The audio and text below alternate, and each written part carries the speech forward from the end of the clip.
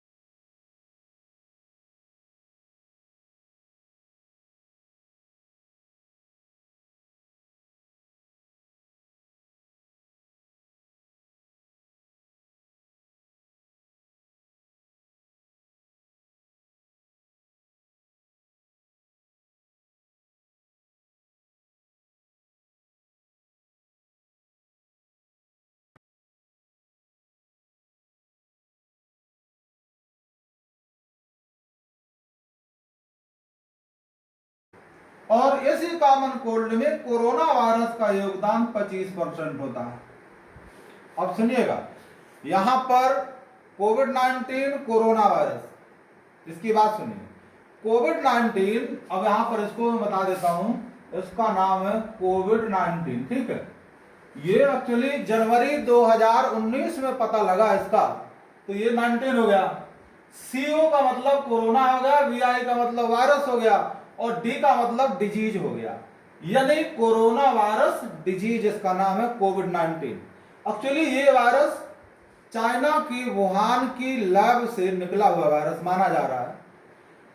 Actually ये virus और ये वायरस दोनों में कुछ न्यूक्लियोटाइड का फर्क है। ये कोरोना वायरस आज का नहीं है, कोरोना वायरस बहुत पहले का। तो जो हमको कॉमन कोल्ड होता है वो कॉमन कोल्ड में 25% योगदान कोरोना का होता है। जो प्रेजेंट टाइम में कोरोना का हल्ला मचा हुआ है, कोरोना का जो चारों तरफ अफवाह फैली है, ये कोविड-19 चाइनीज वायरस की नहीं है, ये एक्चुअली इस सीजन में होने वाले 25% कॉमन कोल्ड द्वारा जो लक्षण आ रहे हैं कोरोना के, वो है।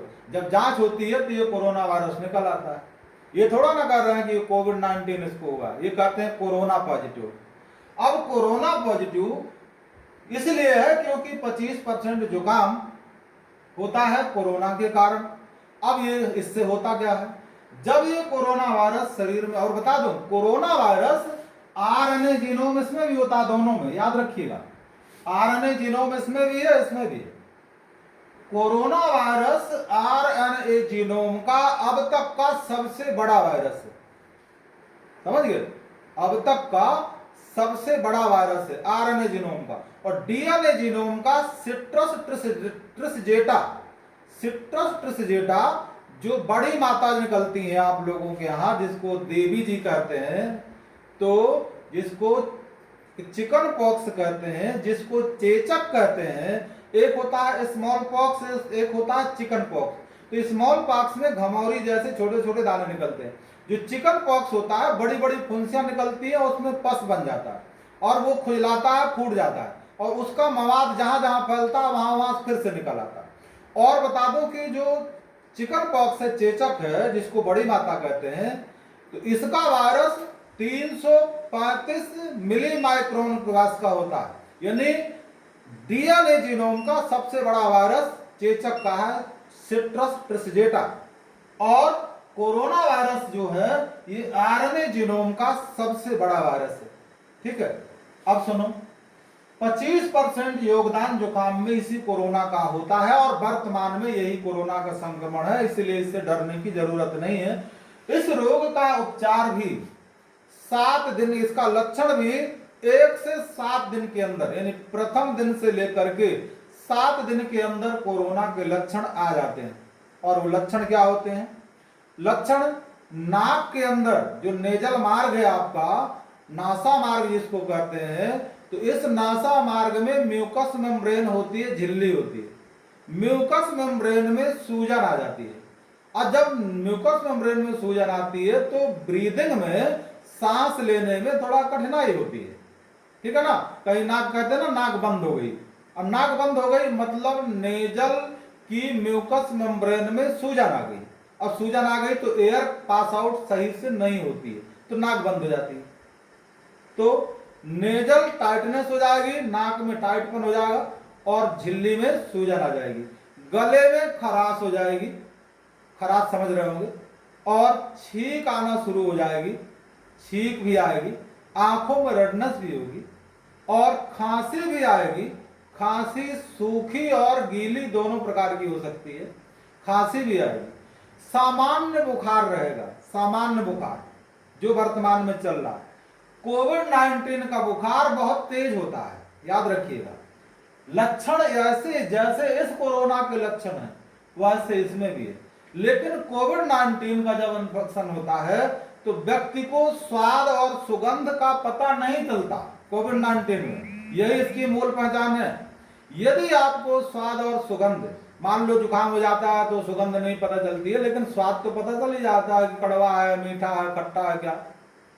तो कोरोना वायरस में जो कि मैं बताया कि 25% योगदान है इसका, लक्षण मैंने आपको बताया कि नाक की म्यूकस मेम्ब्रेन में सूजन, कड़ापन, छींकना, खांसना, सामान्य बुखार और दर्द, ये लक्षण आते हैं।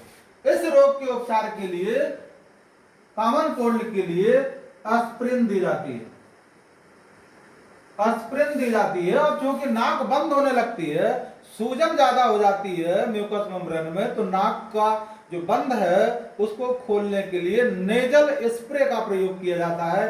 कई कंपनियां अपना नेजल स्प्रे उतारी हैं, तो उस नेजल स्प्रे का प्रयोग करके भी उस बंद नाक को खोल सकते हैं। और एस्प्रिन भी दर्द के लिए और जुकाम को सही करने के लिए एस्प्रिन नाम की दवा दी जाती है। ये कोरोना की हकीकत है।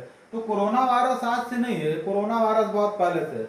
कोविड-19 में मैंने बता दिया कि इसमें तीव्र बुखार होगा और स्वाद और सुगंध की क्षमताएं कम हो जाएंगी, नहीं पता चलेंगी कोविड-19 में। लेकिन इस कोरोना से स्वाद और सुगंध थोड़ा थोड़ा पता चलता रहता है। सुगंध तो मान लो ना भी पता चले, लेकिन स्वाद पता चलता रहता है।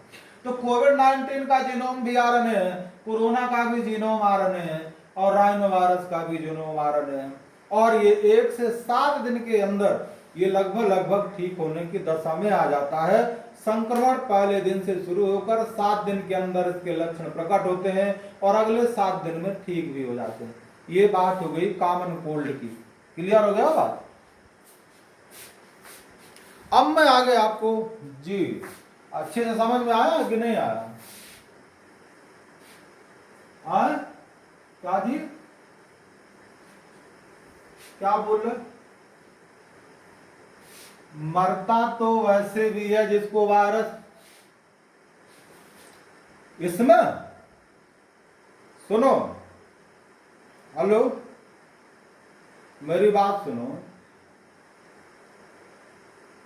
नहीं इससे मरेगा तब जब इसके साथ स्ट्रेप्टोकोकस निमोनी बैक्टीरिया का संक्रमण हो जाएगा या स्टाफिलोकोकस आरियस बैक्टीरिया का संक्रमण हो जाएगा, तब व्यक्ति की मौत होती है। यानी इस वायरस के साथ बैक्टीरिया का संक्रमण हो जाता है तब, और यह संक्रमण तभी होगा जिसकी इम्यूनिटी पावर होगी कम।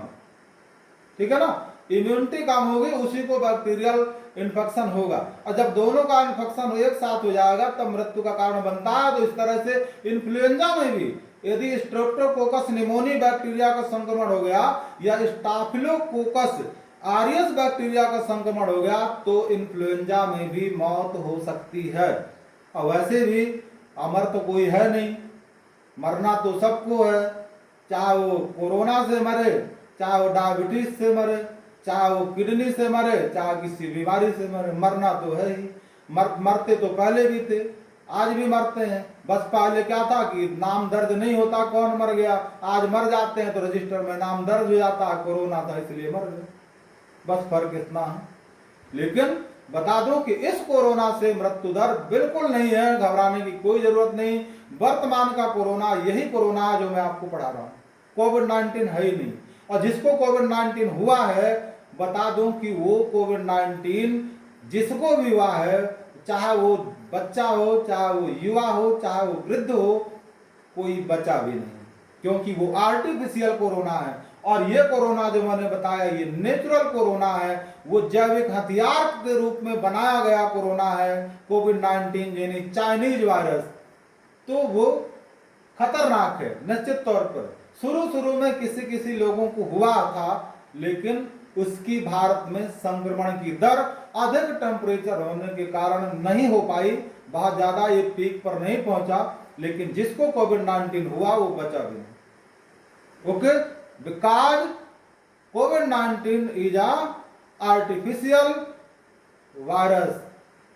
ठीक है, वो release from Wuhan in Chinese. Okay, अब आगे आपको मैं बताता हूं किसके बारे में, डेंगू की बात करता हूं। डेंगू का नाम सुनो?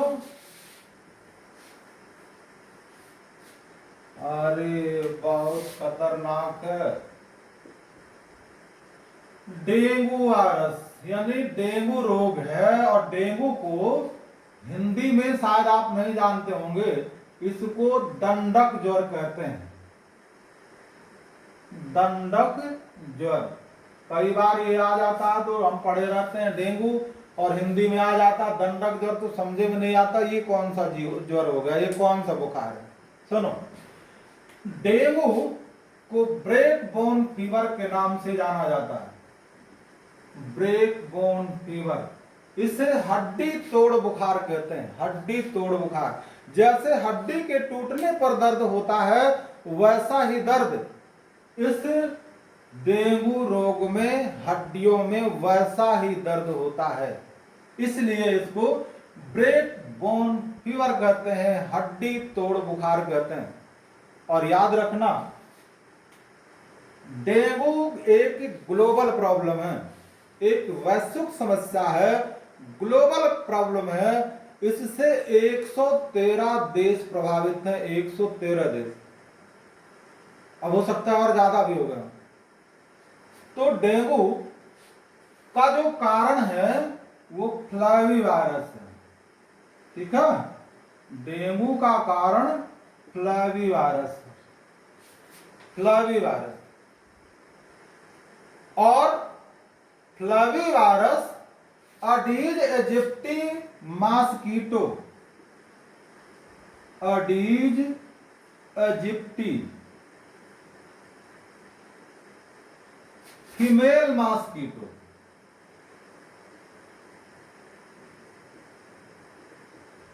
अडीज इजिप्टी फीमेल मॉस्किटो यानी जो मच्छर की महिला होती है उसके काटने पर होता है। तो अडीज इजिप्टी फीमेल मॉस्किटो की लार में एक फ्लावीवायरस उपस्थित होता है। जब अडीज इजिप्टी मॉस्किटो किसी व्यक्ति को काटती है तो इसकी लार में उपस्थित फ्लावीवायरस मानव के ब्लड में मुक्त कर देती है। फलस्वरूप डेंगू रोग हो जाता है। डेंगू दंडक ज्वर बहुत खतरनाक रोग है, ये बहुत खतरनाक।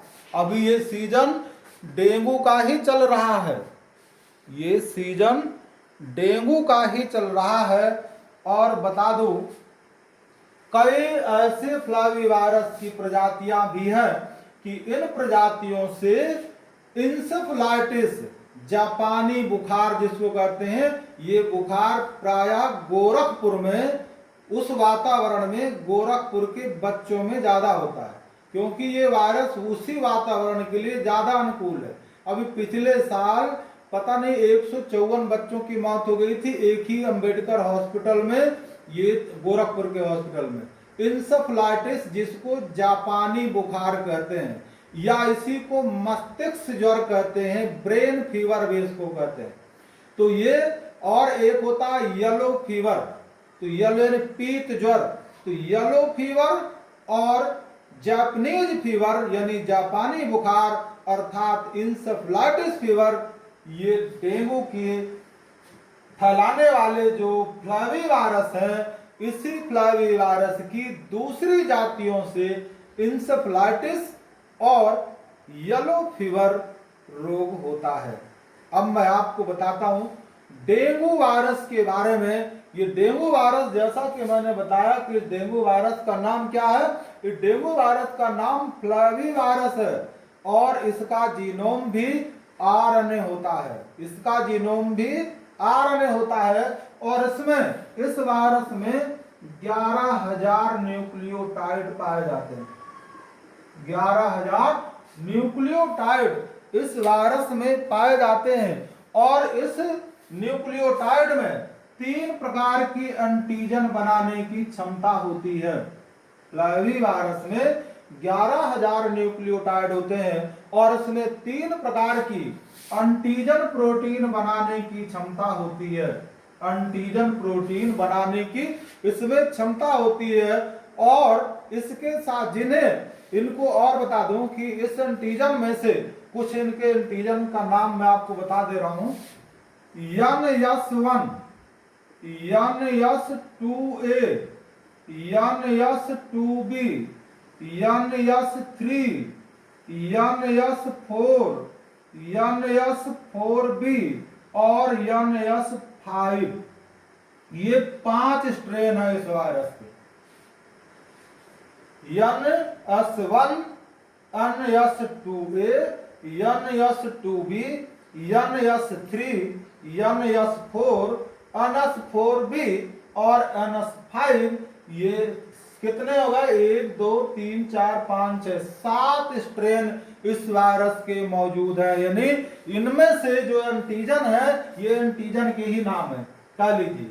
तो न्यूक्लियोटाइड में प्रमुख एंटीजन बनाने की क्षमता 3 एंटीजन बनाने की होती है, लेकिन ये इससे 7 एंटीजन ये बन जाते हैं और 7 एंटीजन के साथ साथ इसमें से 5 स्ट्रेन बनते हैं। स्ट्रेन माने विभेद। स्ट्रेन 5 से कौन से हैं? डेन V1, डेन का मतलब डेंगू ही है, डेन V2, डेन V3 और डेन V4 और चौथा है DNV5। ये 5 स्ट्रेन है। एंटीजन 7 और स्ट्रेन इसके 5। स्ट्रेन का मतलब हुआ जिसके आधार पर इसकी पहचान होती है कि ये डेंगू वायरल 1 है, डेंगू वायरल 2 है, डेंगू वायरस 3 है, 4 है, 5 है। इसका आइडेंटिफिकेशन के लिए स्ट्रेन है DNV1, DNV2, DNV3, DNV4, DNV5। ये स्ट्रेन है इसके। बता दूं किसी व्यक्ति को यदि एक बार DNV1 स्ट्रेन का संक्रमण हो जाता है तो इस DNV1 के खिलाफ उस व्यक्ति के शरीर में जीवन पर्यंत एंटीबॉडी बन जाती है, एंटीबॉडी बन जाती है। अब उस व्यक्ति को कभी भी दोबारा DNV1 का संक्रमण नहीं होगा, लेकिन DNV2 का संक्रमण होने की पूरी संभावना है, DNV3 के संक्रमण की पूरी संभावना, DNV4 के संक्रमण की पूरी संभावना, DNV5 के संक्रमण की पूरी संभावना है। यानी मान लो किसी व्यक्ति को DNV2 का संक्रमण हुआ तो इसके प्रति मानव शरीर में एंटीबॉडी बन जाएगी। अब ये भविष्य में कभी भी DNV2 का संक्रमण उस व्यक्ति को नहीं होगा, लेकिन DNV1 का संक्रमण, DNV3, DNV4, DNV5 के संक्रमण की पूरी संभावना है। और जब बता दूं कि संक्रमण दूसरी बार होता है दूसरे स्ट्रेन से, वही डेंगू प्राणघातक हो जाता है, उसी डेंगू से मौत होती है और मृत्यु दर भी थोड़ी बहुत नहीं बहुत ज्यादा है, कोरोना से ज्यादा मृत्यु दर डेंगू में। अब मैं आगे आपको बताता हूं ये फैलता कैसे है, इसका ट्रांसमिशन कैसे होता है, ये जान लीजिए।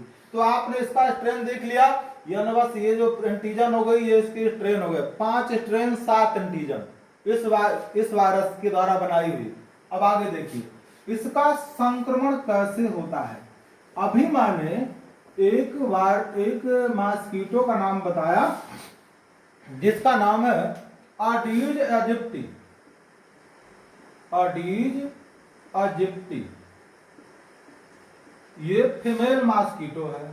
अब ध्यान रखिएगा, जब एडीज एजिप्टी संक्रमित हो वायरस से, फ्लैवी वायरस से संक्रमित हो, जब संक्रमित एडीज एजिप्टी मॉस्किटो किसी स्वस्थ व्यक्ति को काटती है तो स्वस्थ व्यक्ति में फ्लैवी वायरस पहुंच जाता है, क्योंकि वो वायरस इस मॉस्किटो की लार में होता है। और फिर बता दूं, यदि स्वस्थ मच्छर में वायरस न हो, स्वस्थ मच्छर संक्रमित व्यक्ति को काटता है तो फिर वो मच्छर भी संक्रमित हो जाता है, लेकिन मच्छर में डेंगू का लक्षण नहीं आता, मच्छर की लार में वो वायरस बना रहता है। यानी संक्रमित व्यक्ति को यदि एक ऐसा मच्छर काटे जिसमें फ्लैवी वायरस नहीं है,